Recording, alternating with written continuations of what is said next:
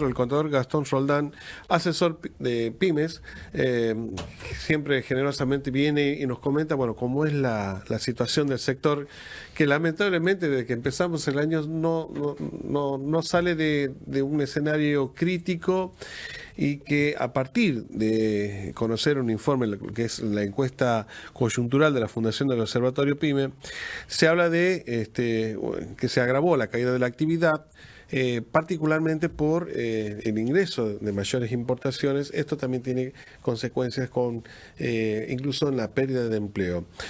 Contador Roldán, nuevamente gracias por venir.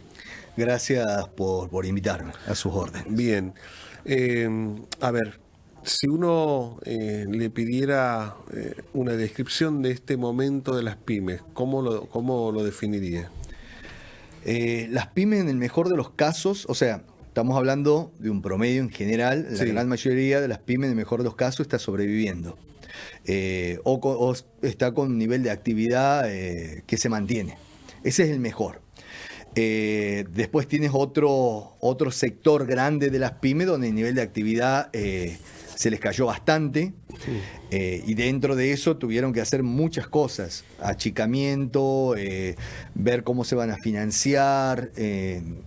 En el medio, como siempre hablábamos, el tema de las micro desaparecen, entonces se va concentrando también el mercado en jugadores que tienen por ahí la capacidad financiera de subsistir con dinero que le pueden inyectar, ya sea de utilidades que le han dejado de antigua data o capital que ponen los socios, pero no son los más. Entonces las pymes, en el mejor de los casos, mantienen o subsisten, y después tienes otro gran sector de pyme donde están viendo qué hacer para no quebrar.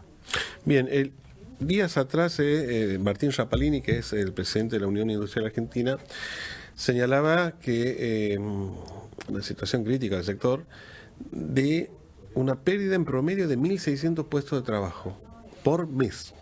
Me imagino que esto se concentra en las pymes, ¿no? Digo, las industrias pequeñas. Sí, bueno, el tema del motor de generación de empleo en nuestro país es fundamentalmente la pyme, donde si bien una microempresa generalmente es el dueño y el socio, pero después tienes las pequeñas, que ahí puede llegar a tener hasta 5 empleados.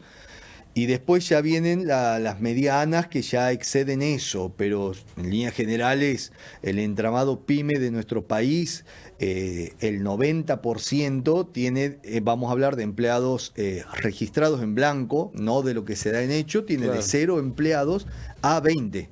La gran mayoría. Entonces eso te da una idea del tamaño de las empresas y qué pasa en la generación de empleo si vos afectás a este mercado de las pymes, ¿no? O las micropymes, las micro, pequeñas y medianas empresas.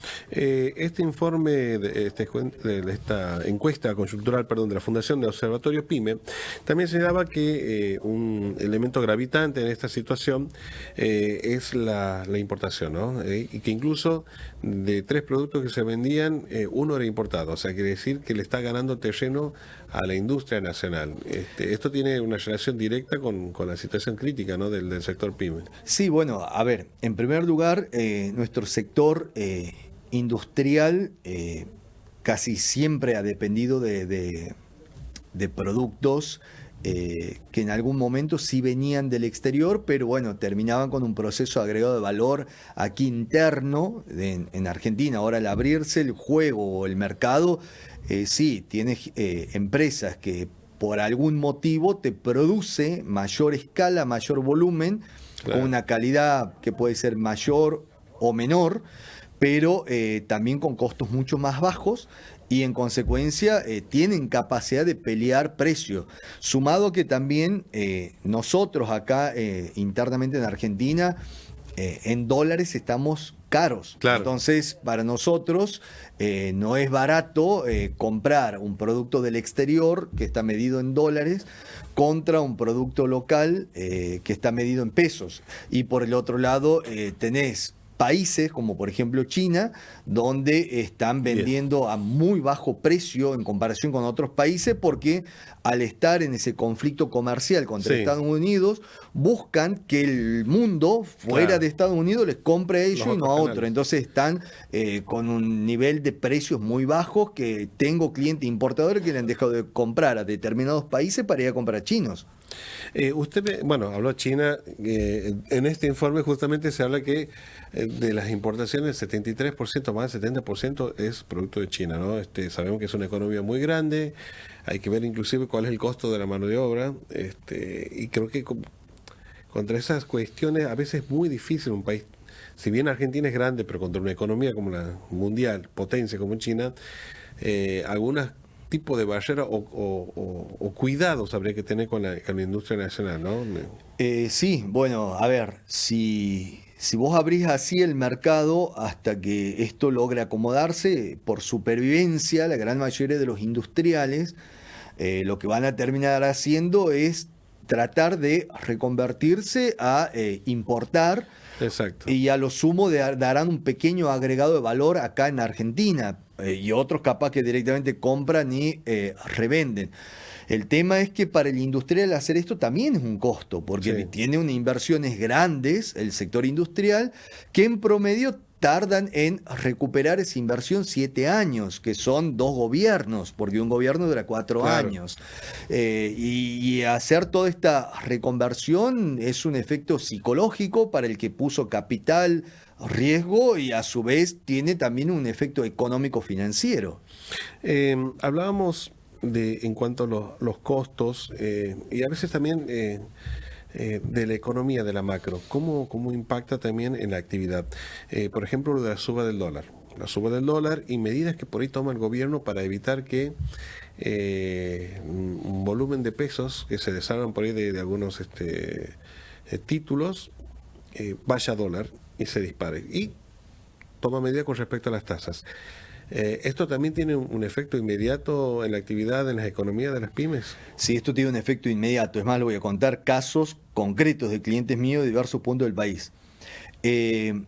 Hay veces que logras conseguir algunas cuestiones ventajosas en la compra de tu proveedor justamente de importadores. Hoy muchos están importando y el que no era importador se está anotando a importar. Y están ahí sin saber las vicisitudes que es importar, bueno, es fácil. Claro. Entonces, por ahí el proveedor te da algo bueno, pero te dice, pagame el 30 o el 40% de la factura por anticipado y la diferencia contra los documentos de embarque.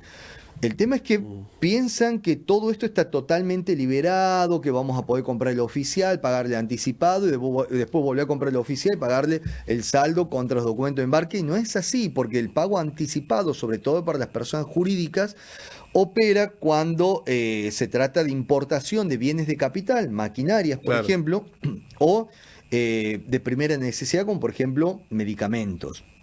Pero cuando vos compras stock, no te venden el oficial, y ahí entra el famoso contado con liquidación, que no todos pueden hacer contado con liquidación porque no todos tienen cuenta bancaria al nombre de su persona jurídica en el exterior. Entonces empieza la triangulación con sociedad de bolsa como para hacer un pago legal y no quede un hueco en el medio. Y eso te lleva a que el dólar que conseguís para hacer esto está entre un 3 y un 4% por encima del dólar oficial mayorista que te lo publican.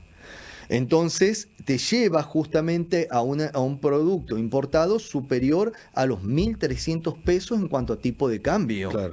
Ahora, sí hay que analizar la cadena, porque el grande, que generalmente tiene todo aceitado para hacer una importación, tienen cuentas bancarias en el exterior, etcétera, etcétera, probablemente importe ese dólar oficial mayorista de pizarra, pero no el mediano ni el pequeño.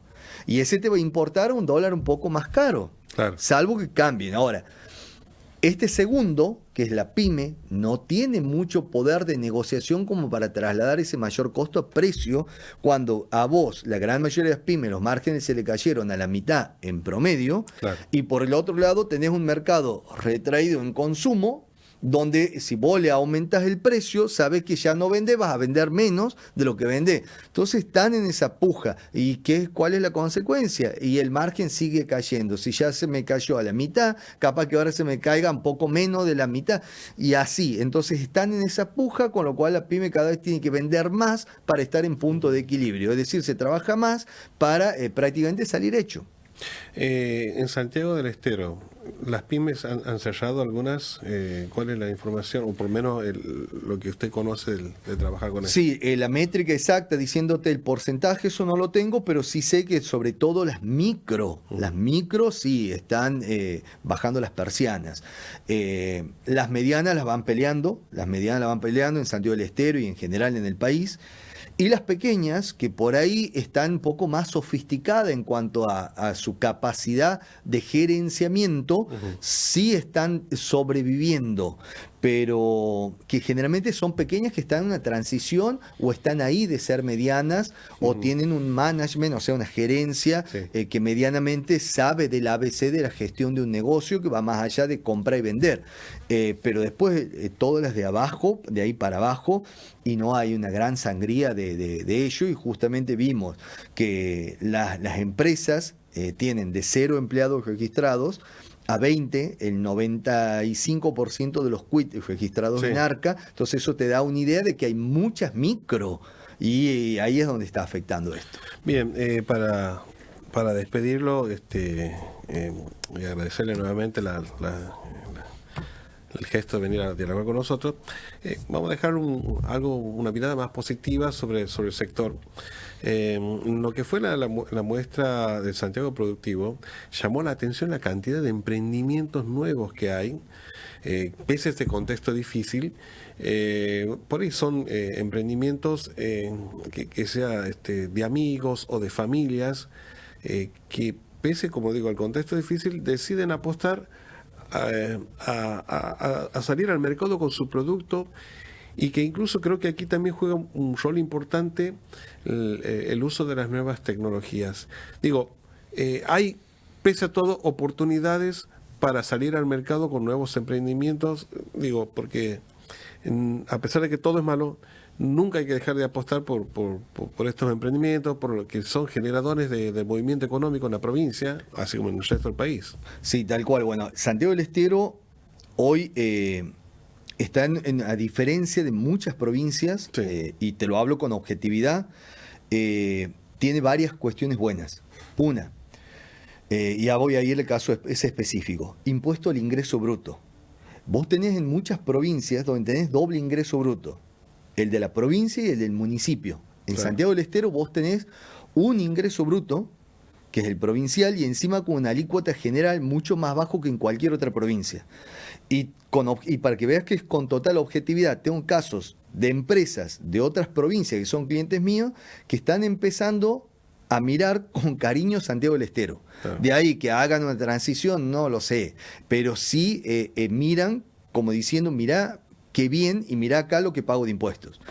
Eso es por un lado, porque justamente a las pymes también lo agobia mucho la presión fiscal y el tema laboral, ¿no? Que eso también da para hablar en algo aparte, sumado a todo esto que estamos comentando en contexto. Luego de eso hay una gran oportunidad, sí, en el comercio electrónico o el e-commerce, porque vos podés estar con un emprendimiento acá en Santiago del Estero y podés desde el comercio electrónico venderle a alguien de Tucumán, de Córdoba, etcétera, que te conocen a través de tu negocio que haces en la web. Y por el otro lado, lo que sí estamos observando, sobre todo en gente joven, que te puedo hablar de 45 para abajo, mucho apetito al emprender, mucho apetito a las nuevas tecnologías, mucho apetito a la capacitación y gerenciamiento. ¿Puede cerrar la puerta? ¿Puede cerrar la puerta, por favor? Se escucha todo. Mucho apetito en gerenciamiento empresario. Sí, no hay problema. Estamos viendo mucho apetito en gerenciamiento empresario para capacitarse en cuestiones de marketing, de ventas, entre otros. Eso sí lo estamos viendo. Yo actualmente, aparte de mi actividad privada, que estar también en el Consejo de Ciencia Económica, también ahora estoy en en la Cámara de Comercio, Sí, he visto. y veo Sí. que hay gente que llama y dice, a ver, ¿qué capacitación da CAME? Que esto, y hay muy buenas justas capacitaciones para ello, muy buenas capacitaciones, y hay mucho apetito del que toma decisiones en profesionalizarse y para aquel que tiene la suerte de tener mandos medios, de profesionalizar sus mandos medios. Ahí estoy viendo, y generalmente tienen un comportamiento, como te digo, de 45 años para abajo. Bien, nos deja por lo menos una expectativa de que no todo es malo y que siempre hay oportunidades, ¿no? Para hacer negocios. Totalmente, cuando más turbulento está, tenés más oportunidades. Bien, contador Gastón Roldán, como siempre, muchas gracias por venir aquí a Tiempo para Compartir. Gracias a ustedes. Y nosotros nos vemos mañana, que tengan una buena jornada.